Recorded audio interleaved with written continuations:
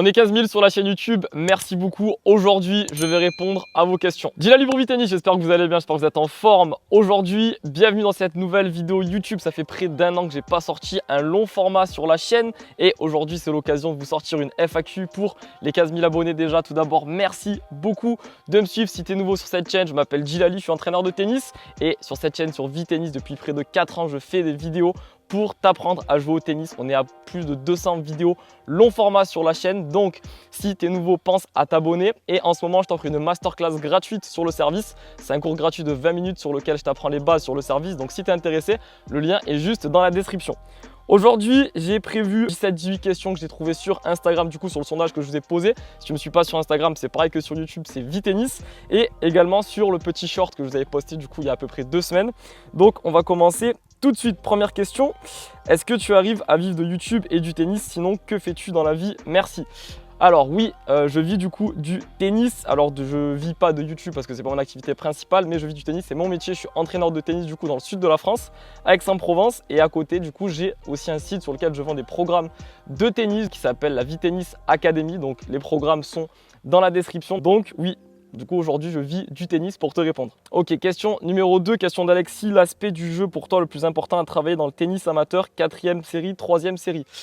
Moi, je dirais déjà revenir à des choses très simples. Donc la régularité, être capable de tenir la balle du coup sur des choses très faciles à faire, que ce soit sur de la diagonale, que ce soit sur le service aussi. Moi, ce que je vois souvent, c'est qu'en 4e série, les joueurs, par exemple, lorsqu'ils sont sur les jeux de service, ils vont envoyer des parpaings sur les premières balles, ils vont servir super fort, mais ils ont quasiment aucun pourcentage de réussite sur les premières balles. Et du coup, en seconde balle, ils se contentent juste de pousser la balle au-dessus du filet et bien souvent, ils se font agresser du coup sur les secondes balles. Et pareil, du fond du court, il y a encore beaucoup de fautes directes. Donc, voilà, si tu m'écoutes et que tu es, on va dire, entre 34 31, l'objectif principal, ça va être d'être capable de tenir la balle en travaillant un peu ta longueur de balle et faire des choses simples, jouer avec la sécurité par rapport au filet, jouer avec du lift et essayer de trouver des zones longues. Et d'abord, très simple, essayer de jouer par exemple à l'entraînement dans la diagonale en te disant je mets 10 balles consécutives après du coup le filet, et après tu peux augmenter en disant je mets 10 balles consécutives après la ligne de carré de service, mais ça c'est encore un niveau supérieur. Troisième question de Roboboron, à quel classement peut monter un joueur avec très peu de technique selon toi?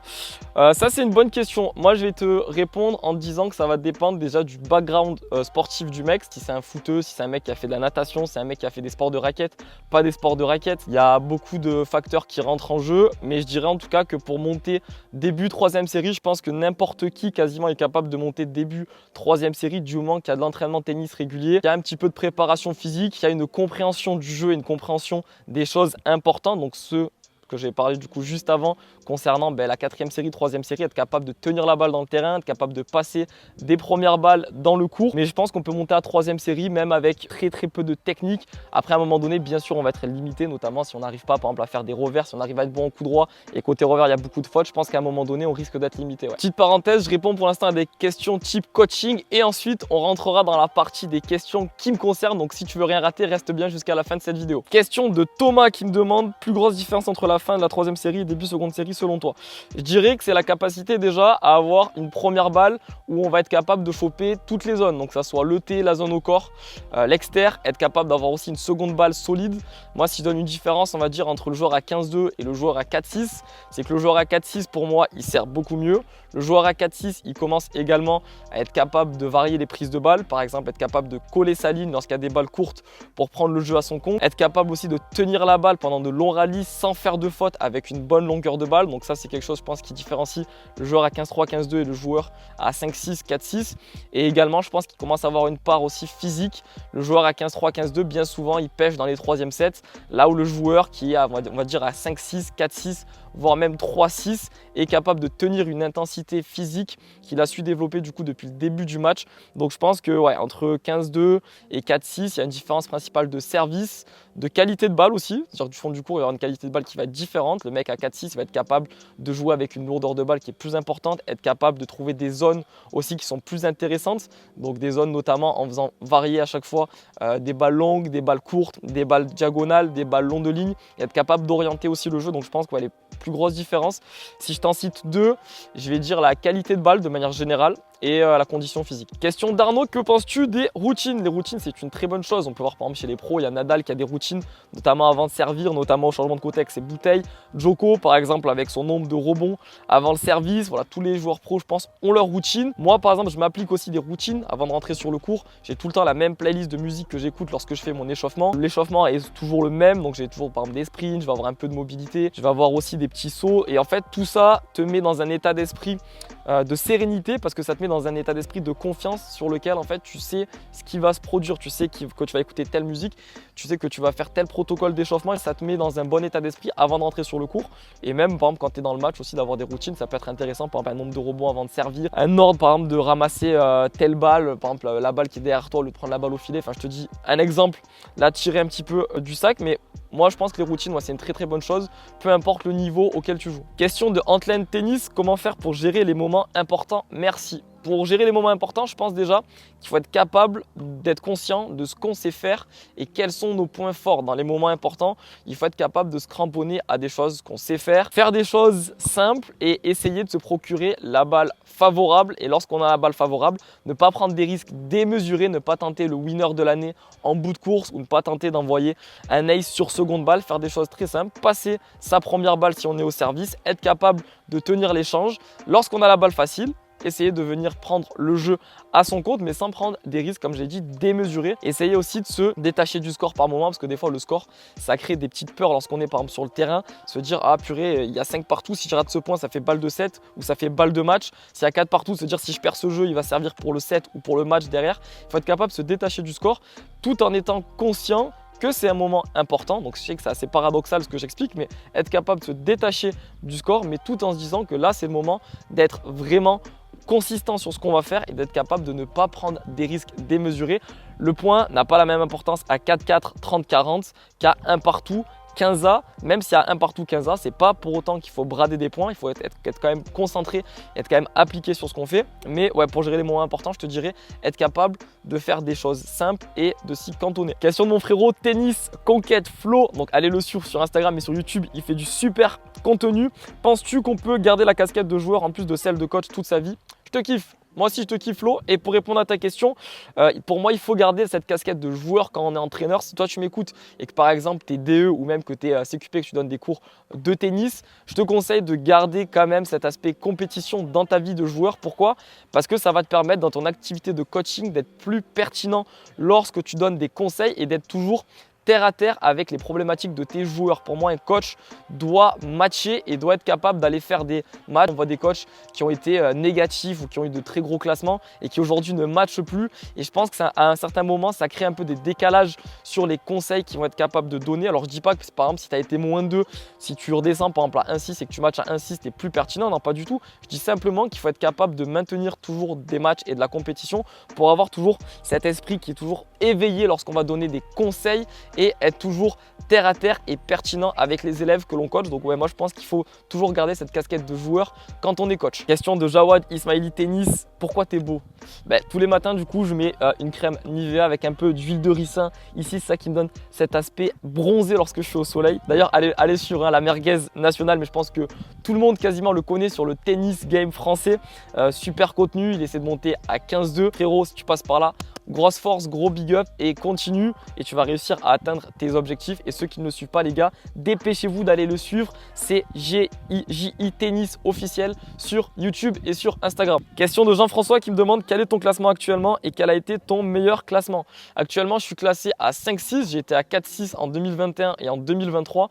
Là je suis redescendu parce que j'ai pas matché depuis l'été dernier, mais là je vais m'y remettre très prochainement. Ça fait partie de mes objectifs de reprendre la compétition. J'ai eu quelques petits pépins physiques, rien de grave, des choses bénignes, mais qu'il faut que je traite de manière à être pleinement compétitif lorsque je vais reprendre les matchs. Donc pour répondre à ta question, du coup j'étais au mieux à 4-6 et là je suis actuellement à 5. On a deux questions de Mathieu qui me demande quel a été ton classement à l'âge de 14 ans et est-ce que tu as fait des études. Donc pour répondre à ta première question, à 14 ans de tête, J'étais 15-4. J'étais 15-4 à 14 ans.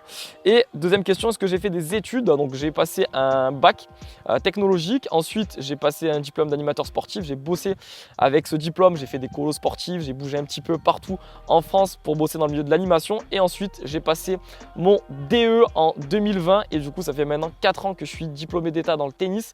Et à côté de ça, j'ai passé des diplômes à côté, notamment en préparation physique pour être capable de suivre des joueurs et de les entraîner physiquement avant des compétitions. Question de M-LMBRT8. J'ai réussi à dire ton pseudo. Quels sont tes objectifs professionnels dans les années qui suivent? Sponsor, collab, etc.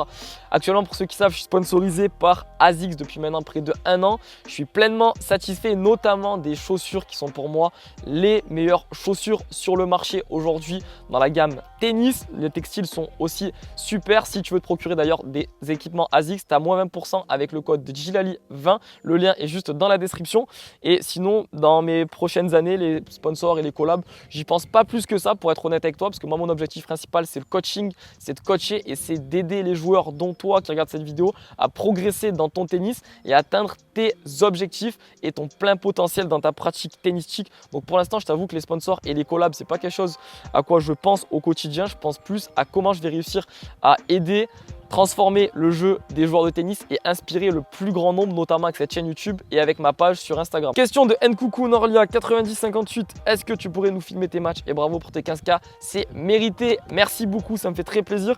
Et ouais, j'avais pensé à filmer mes matchs, j'avais laissé ça un petit peu en stand-by de côté dans ma tête, mais c'est quelque chose que j'avais pensé déjà il y a quelques mois et aujourd'hui il y en a pas mal qui font ça dans le tennis game français. Dis-moi dans l'espace des commentaires si toi ça te motive que je monte mes matchs, que je me montre lorsque je joue en match, sur les erreurs aussi que je peux faire lorsque je suis en match, des choses qui peuvent t'aider et faire des retours sur mes matchs. Si tu es chaud pour que je filme mes matchs, dis-le moi dans l'espace des commentaires et si vous êtes pas mal à être motivé à cette idée, je ferai notamment maintenant des vidéos un peu vlog de mes matchs en tournoi. Question de le petit nono qui me demande, envisages-tu un jour d'aller dans des petits clubs jouer avec des abonnés? Oui, c'est quelque chose que j'ai envie de faire et je lance un appel d'ailleurs avec cette vidéo. S'il y en a qui ont des clubs et qui ont envie de m'accueillir pour réaliser une petite rencontre abonnée entre guillemets, même si j'aime pas trop ce mot, c'est surtout un moment de convivialité. On va jouer tous au tennis, on va pouvoir parler. S'il y a des coachs aussi qui veulent passer, qu'on parle de pédagogie, qu'on parle de plein de sujets qui vous passionnent, ça peut se faire et moi je suis chaud pour le faire et de me déplacer aussi pour le faire, d'aller découvrir un club en France qui est chaud de m'accueillir pour un événement comme ça, par exemple sur une journée ou sur 2 jours, moi je suis chaud bouillant.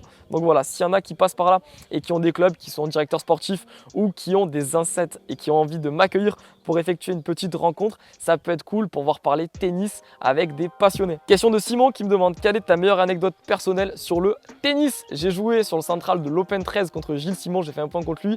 Je vous mets la vidéo juste ici dans le i, donc c'était il y a en 2017 et la vidéo que j'ai faite c'était en 2020, donc je t'invite à aller la voir. C'était au début de ma chaîne YouTube et des anecdotes, j'ai vécu pas mal de choses sympas. Maintenant que je suis sur les réseaux, j'ai eu la chance d'aller à l'Open Sud de France et de faire le tournoi des créateurs de contenu, de rencontrer d'autres créateurs, de se voir dans la vraie vie, de rencontrer aussi des abonnés. Donc ça aussi c'est super sympa de vous voir dans la vraie vie et voilà, pas mal d'anecdotes. Mais en tout cas voilà, l'histoire de l'Open 13 elle est assez rigolote, donc je t'invite à aller voir la vidéo, elle est juste en haut. Question de Alus qui me demande à quand un entraînement particulier? C'est un concept mais la vidéo sera longue. Pour ceux qui ne le connaissent pas, allez vous abonner à sa chaîne YouTube, Alus YouTube. Très bonne vidéo, très bon vlog lorsqu'il est en match. Donc voilà, des vidéos en plus assez marrantes à regarder. Donc je vous invite à aller voir ça. Et mec, c'est quand tu veux. Écoute, quand tu as envie qu'on se fasse des vidéos, tu descends dans le sud et on essaie de se programmer ça comme ça. On va voir un petit peu dans ton jeu ce qui colle pas pour te faire atteindre toi aussi ton classement de la seconde série. Et enfin, dernière question de Rafa Dumont qui me demande quelle est ta plus grande motivation à jouer au tennis et à continuer ce sport. Ma plus grande motivation, c'est tout simplement que je kiffe être sur le court, me dépasser, m'entraîner physiquement, sentir que je progresse et sentir qu'il y a une amélioration qui se fait étape après étape parce que la progression n'est pas linéaire, c'est une progression qui est comme ça un petit peu vallonnée. Et aujourd'hui, ce qui me fait kiffer aussi, c'est de faire atteindre leurs objectifs aux élèves que j'ai et motiver le plus grand nombre de personnes à jouer au tennis. Et ça, c'est quelque chose qui me passionne tous les jours lorsque je me lève le matin, me dire je rends des gens heureux et je motive des gens avec le contenu que je propose. C'est une immense fierté et une immense satisfaction et c'est ça qui motive jour après jour à continuer le tennis. Et j'espère que cette histoire d'amour qui a commencé il y a maintenant près de 10 ans continuera le plus longtemps possible. Et voilà les gars, c'est tout pour cette FAQ. Si vous avez d'autres questions, n'hésitez pas à les poser dans l'espace des commentaires. On va reprendre les vidéos sur YouTube parce que ça fait un moment que j'avais laissé ça de côté. Je me suis concentré plus sur Instagram, mais je vais reprendre les vidéos YouTube. Si tu as des vidéos que tu as envie de voir, dis-le moi dans l'espace des commentaires. Si tu as kiffé cette FAQ comme d'habitude, mets-moi un gros pouce bleu en bas de cette vidéo. Si tu veux voir d'autres vidéos sur ma chaîne YouTube, je t'invite à aller juste en dessous et aller sur ma chaîne faire un tour. Il y a plus de 200 vidéos qui vont t'aider à progresser dans ton tennis. Comme d'habitude, tu connais l'outro, c'était Djilali pour Vitennis. Merci d'avoir regardé cette vidéo. D'ici là, prenez soin de vous. Ciao.